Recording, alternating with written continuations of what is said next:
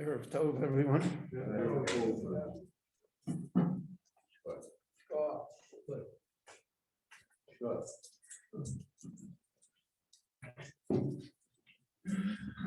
The first pasuk in Chumash Bamidbar,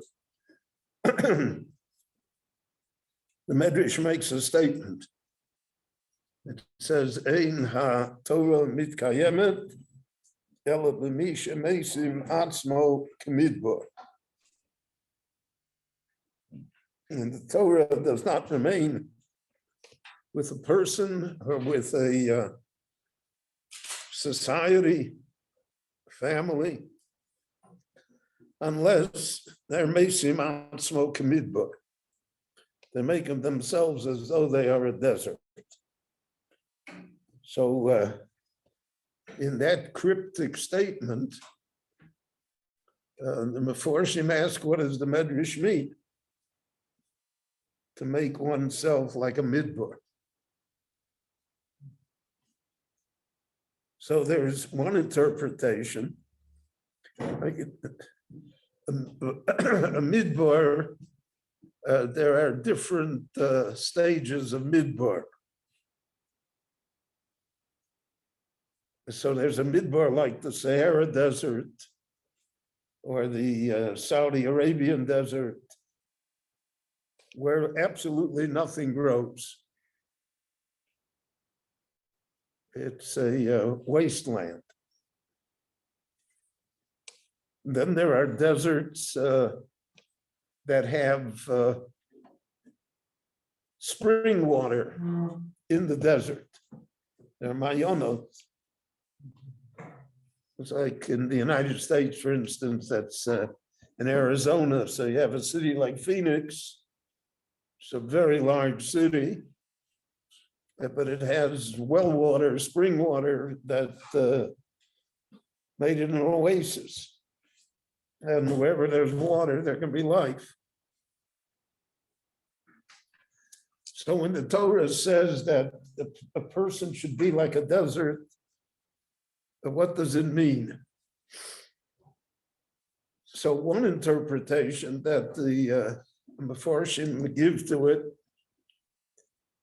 is that in a desert, one has almost zero expectations. The main expectation is to be able to survive. But one does not expect in the middle of a desert to be able to plant and nurture great crops or to somehow establish civilizations or cities. It's a desert. So one has minimal expectations. And if one has minimal expectations, then whatever one accomplishes or one survives is a great accomplishment in itself. And therefore, the idea of the Medrash is that the Torah only exists by lowering our material expectations. Because the root of all of the violations of Torah that occur lie in the fact that our desires, which are fueled by our expectations, are so great that they become uncontrollable. So the Medrash teaches us that the Torah is mitkayemet only someone has very low expectations. don't have great expectations in life. And because of that, therefore, there always is room for gratitude and for accomplishment and for appreciation. If one has great expectations and only 90% of his expectations will be met, he will always be disappointed, because it's always what we don't have that rules us rather than what we do have. So that's Mesim Atzmo Kamidbar. That's one interpretation. The second interpretation is a midbar does not have a great variety of nature, sand, stone, very little vegetation, if any. It's stark, something that's alone. Over the centuries, part of the struggle of the Jewish people and part of the struggle of Torah is how does it deal with all of the other cultures and ideas that constantly arise in society. And if one, Rabbi Hirsch put it very succinctly for his generation of German Jews, he said one has to adjust society to the Torah and not adjust Torah to the society. But the nature of people is to adjust the Torah to the society. And therefore, if it becomes uncomfortable, and there are many instances in our society today where it's uncomfortable, put it mildly, it's so uncomfortable that you almost can't voice an opinion about it. But then you are adjusting the Torah to the society. And the society, if you look throughout history, no society has lasted. No society is based on eternal principles. So societies come and go. Ideas come and go. Programs come and go. But we're talking about eternity, about Torah that is unchangeable. So therefore the Torah does not adjust.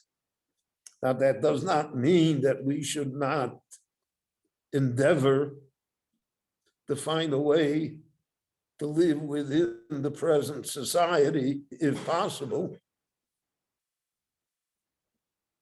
And the Torah does provide for us a great deal of flexibility.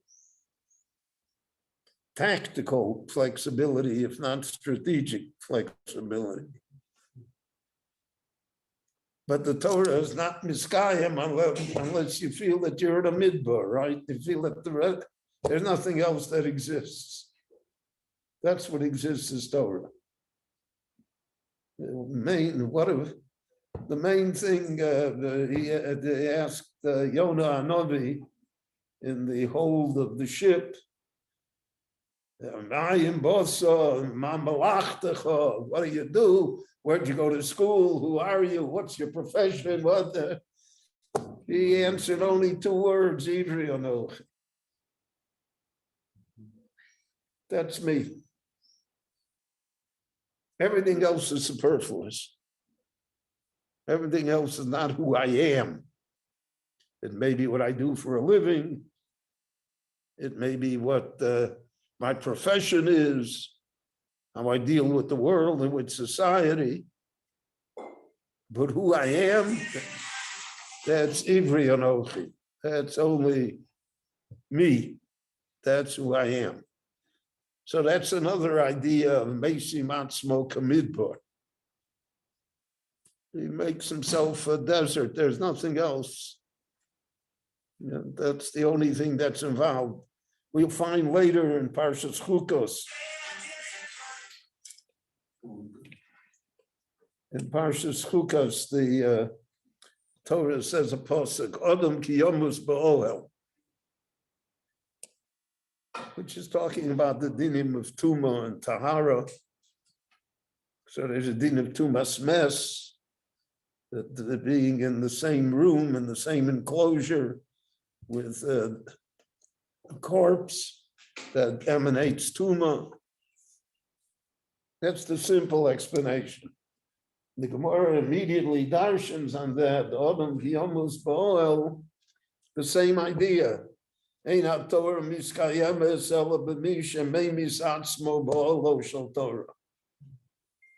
Torah only has eternal force only amongst people or generations that are willing, so to speak, to die for Torah, meaning that there's nothing else and that's their life.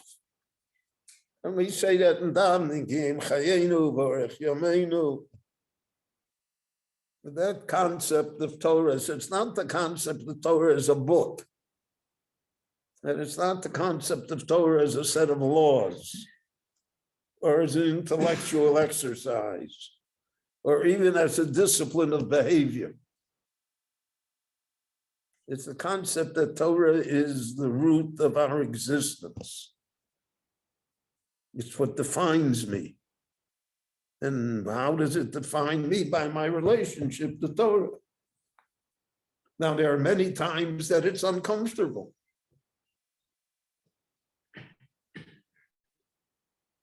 I had a shaila that was asked of me this week about a certain instance. And I spoke with other rabbonim on it. It wasn't a simple question. And then the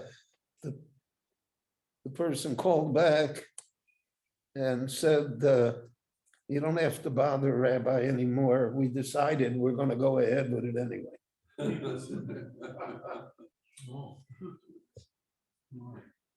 So, okay. That certainly gets me off the hook, right? But there is such an attitude that the Torah is the Torah when it's convenient to be the Torah. And when it's inconvenient, in this case, it would be very inconvenient. And I understood it. And that's why I wanted to talk to others and see if I could find a way for them. But it's very inconvenient. It's inconvenient to be a Jew. If you have any doubts, just read the newspaper every day, wherever you're at in the world. It's inconvenient to be a Jew.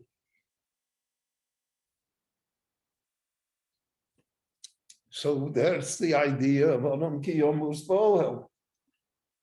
That the Torah miskayim only b'mishamei misatzmo ba'olo shel Torah. So that's the pshat in the Medrash also. Ein haTorah miskayemes el mishamei simatzmo kamidbar. One has to see oneself to be in the desert, where nothing else exists except to get water. Vein mayim el Torah. So then that becomes the secret of existence. That becomes the basis for the relationship that we have, so to speak, with other people, kaviyachol with the Rabboni Shalom, with the Jewish past and the Jewish future, all of which is wrapped up in the fact that we see ourselves in a midbar, and the Torah is what sustains us. Rabbi Chananya ben Akash Omer Rotza HaKadosh Baruch Hu L'Zakos Yisrael V'fichol Chibur Lahem Torah Mitzvot Shenemar Enoich Habeis Man Tzidko Yagdil Torah V'Yadir.